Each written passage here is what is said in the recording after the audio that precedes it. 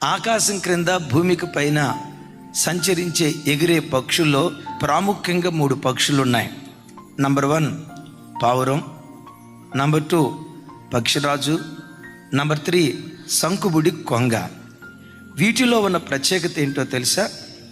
ఒక జీవిత భాగస్వామితో జత కట్టడం ప్రారంభించిన తర్వాత చనిపోయే ఆఖరి క్షణం వరకు ఆ జతతోనే ఉంటాయి.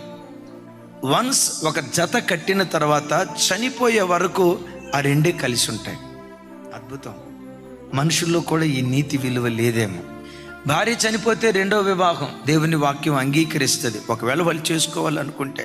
భర్త చనిపోతే 2వ వివాహం దేవుని వాక్యం అంగీకరిస్తుంది, ఒకవేళ వాళ్ళు చేసుకోవాలనుకుంటే.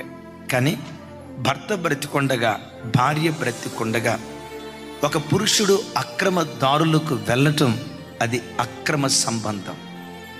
ఎక్కడ చూసినా వివాహ వ్యవస్థ దారి తప్పిపోతుంది. నా భార్య అందగత్తి కాదనో, నాకేదో సంతోషం ఇవ్వట్లేదనో, నాకు నచ్చలేదనో, పిల్లలు పుట్టిన తర్వాత అక్రమదారులకు వెళ్తున్నారు. మనుషుడ విను, బోధించే నేను, వింటున్న మీరు. నీతి కలిగిన న్యాయాధిపతి దేవుని ఎదుట నిలవబడే రోజు ఒకటి ఉంది.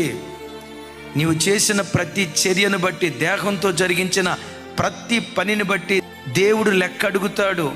We are accountable. బిడ్లరా, వివాహ బంధం చాలా పవిత్రమైనది.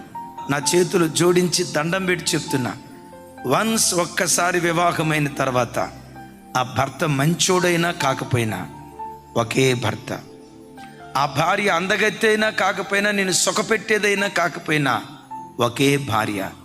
అలాంటి నీతి విలువలతో మన కుటుంబాలను కట్టుకునే కృప దేవుడిచ్చునుగాక.